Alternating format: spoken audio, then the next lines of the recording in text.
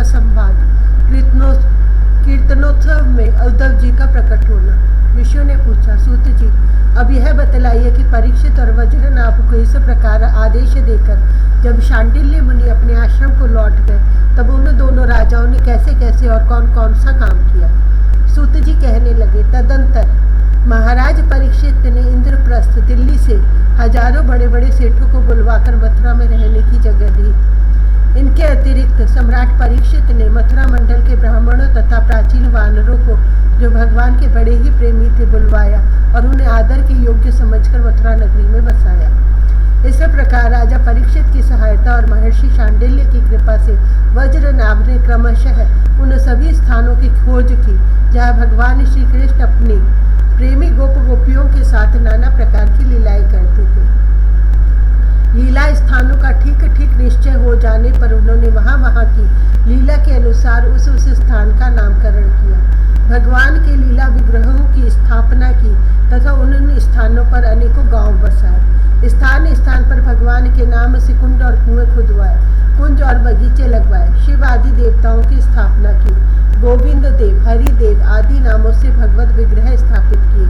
इन सब शुभ कर्मों के द्वारा वज्रनाभ ने अपने राज्य में सब और एकमात्र श्री कृष्ण भक्ति का प्रचार किया और बड़े ही आनंदित हुए।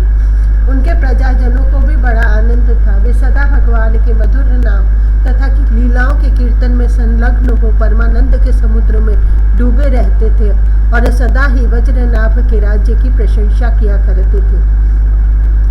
एक दिन भगवान श्री कृष्ण की विरह वेदना से व्याकुल 16,000 रानियां अपने प्रियतम पतिदेव को चतुर्थ पटरानी कालिंदी यमुना जी को आनंदित देखकर सरल भाव से उनसे पूछने लगी।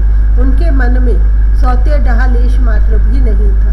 श्री कृष्ण की रानियों ने कहा, बहिन कालिंदी, जैसे हम सब श्री कृष्ण की धर्म पत्नी है वैसे ही तुम भी तो हो। हम तो उनकी विरह अग्नि में जली जा रही हैं। उनके वियोग दुख से हमारा हृदय व्यथित हो रहा है, किंतु तुम्हारी यह स्थिति नहीं है। तुम प्रसन्न हो, इसका क्या कारण है? कल्याणी, कुछ बताओ तो सही। उनका प्रश्न सुनकर यमुना जी हंस पड़ी, साथ ही यह सोचकर कि मेरे प्रियतम की पत्नी होने के कारण ये भी मेरी ही बहनें हैं, पिघल गई।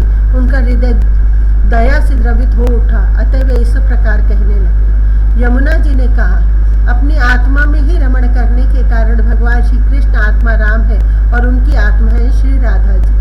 मैं दासी की भांति राधा जी की सेवा करती रहती हूँ। उनकी सेवा का ही यह प्रभाव है कि विरह हमारा स्पर्श नहीं कर सकता। भगवान श्री कृष्ण की भी जितनी भी रानियां हैं सब की सब श्री राधा जी के ही अंश का विस्तार है। भगवान श्री कृष्ण और राधा सदा एक दूसरे के सम्मुख है। उनका परस्पर नित्य संयोग है। इसलिए राधा के स्वरूप में अंशतः विद्यमान जो श्री कृष्ण की अन्य रानियां हैं उनको भी भगवान का नित्य संयोग प्राप्त है। श्री कृष्ण ही राधा है और राधा ही श्री कृष्ण है। उन दोनों का प्रेम ही वंशी है तथा राधा की प्यारी सखी चंद्रावली भी श्री कृष्ण चरणों के नख रूपी चंद्रमाओं की सेवा में आसक्त रहने के कारण ही चंद्रावली नाम से कही जाती है।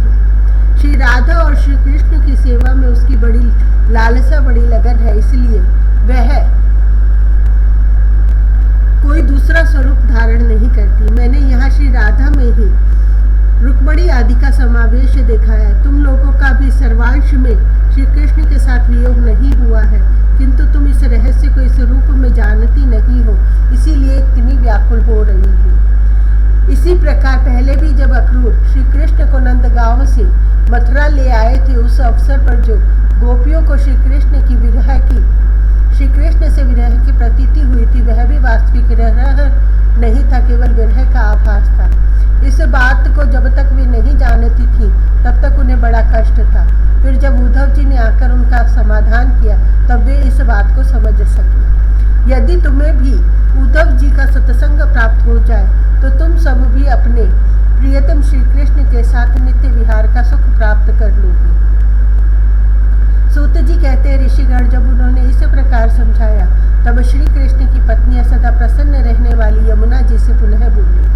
उस समय उनके हृदय में इस बात की बड़ी लालसा थी कि किस उपाय से उद्धव जी का दर्शन हो, जिससे हमें अपने प्रियतम के नित्य संयोग का सौभाग्य प्राप्त हो सके। श्री कृष्ण पत्नियों ने कहा, सखी तुम्हारा ही जीवन धन्य है, क्योंकि तुम्हें अभी भी अपने प्राणनाथ के वियोग का दुख नहीं भोगना पड़ता। जिन श्री राधिका जी की कृपा से तुम्हारी अभिष्टार्थ की सिद्धि हुई है, उनकी अब हम लोग भी दासी हैं। किंतु तुम अभी कह चुकी हो कि उद्धव जी के मिलने पर ही हमारे सभी मनोरथ पूर्ण होंगे। इसलिए कालिंदी, अब ऐसा कोई उपाय बताओ जिससे उद्धव जी भी शीघ्र ही मिल जाए।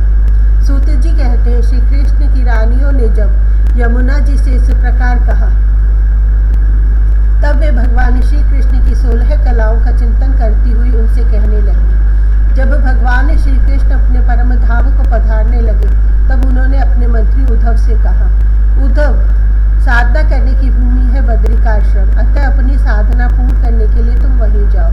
भगवान की इस आज्ञा के अनुसार उद्धव जी इस समय अपने साक्षात स्वरूप से बद्रिकाश्रम में विराजमान है और वहां जाने वाले जिज्ञासु लोगों को भगवान के बताए हुए ज्ञान का उपदेश करते रहते हैं। साधन की फलरूपा भूमि है ब्रज भूमि। इसे भी इसके रहस्य सहित भगवान ने पहले ही उद्धव को दे दिया था, किंतु वह फूल भूमि यहाँ से भगवान के अंतर्धान होने के साथ ही स्थूल दृष्टि से परे जा चुकी है, इसलिए इस समय यहाँ उद्धव प्रत्यक्ष दिखाई नहीं पड़ती। फिर भी एक स्थान है जहाँ उद्धव जी का दर्शन हो सकता है।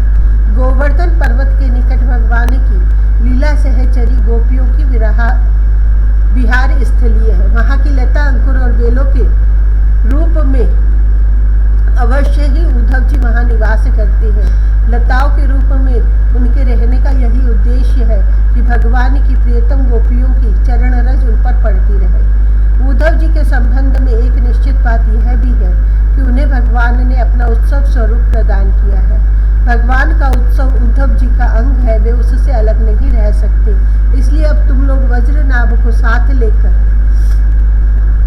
वहां आओ और कुसुम सरोवर के पास ठहरो। भगवत भक्तों की मंडली एकत्र करके वीणा, वेणु और मृदंग आदि बाजों के साथ भगवान के नाम और लीलाओं के कीर्तन, भगवत संबंधी काव्य कथाओं के श्रवण और भगवत गुण गान से युक्त सरस संगीतों द्वारा महान उत्सव आरंभ करो। इस प्रकार जब उस महान उत्सव का विस्तार होगा, तब निश्चय है कि वहाँ उद्धव जी का दर्शन मिलेगा। वे ही भली भांति तुम सब लोगों के मनोरथ पूर्ण करेंगे। सूत जी कहते हैं, यमुना जी की बताई हुई बातें सुनकर श्री कृष्ण की पत्नियां, श्री कृष्ण की रानियां बहुत प्रसन्न हुई। उन्होंने यमुना जी को प्रणाम किया और वहां से लौटकर वज्रनाभ तथा परीक्षित से वे सारी बातें कह सुनाई। सब बातें सुनकर परीक्षित को बड़ी प्रसन्नता हुई और उन्होंने वज्रनाभ और श्री कृष्ण पत्नियों को उसी समय साथ ले उस स्थान पर पहुंचकर तत्काल वह सब कार्य आरंभ करवा दिया जो कि यमुना जी ने बताया था। गोवर्धन के निकट वृंदावन के भीतर कुसुम सरोवर पर जो सखियों की विहार स्थली है, वहां ही श्री कृष्ण कीर्तन का उत्सव आरंभ हुआ। वृषभानु नंदिनी श्री राधा जी तथा उनके प्रियतम श्री कृष्ण की वह लीला भूमि जब साक्षात संकीर्तन की शोभा से संपन्न हो गई, उस समय वहां रहने वाले सभी भक्तजन एकाग्र हो गए। उनकी दृष्टि, उनके मन की वृत्ति कहीं अन्यत्र न जाती थी। तदंतर सबके देखते देखते वहां फैले हुए तृणगुल्म और लताओं के समूह से प्रकट होकर श्री उद्धव जी सबके सामने आए। उनका शरीर श्याम वर्ण था, उस पर पीताम्बर शोभा पा रहा था। वे गले में वनमाला और गुंजा की माला धारण किए हुए थे तथा मुख से बारंबार गोपी वल्लभ श्री कृष्ण की मधुर लीलाओं का गान कर रहे थे। उद्धव जी के आगमन से उस संकीर्तनोत्सव की शोभा कई गुनी बढ़ गई, जैसे स्फटिक मणि की बनी हुई अट्टालिका की छत पर चांदनी छिटकने से उसकी शोभा बहुत बढ़ जाती है। उस समय सभी लोग आनंद के समुद्र में निमग्न हो अपना सब कुछ भूल गए, सुध-बुध खो बैठे। थोड़ी देर बाद जब उनकी चेतना दिव्य लोक से नीचे आई, अर्थात जब उन्हें होश हुआ, तब उद्धव जी को भगवान श्री कृष्ण के स्वरूप में उपस्थित देख अपना मनोरथ पूर्ण हो जाने के कारण प्रसन्न हो वे उनकी पूजा करने लगे।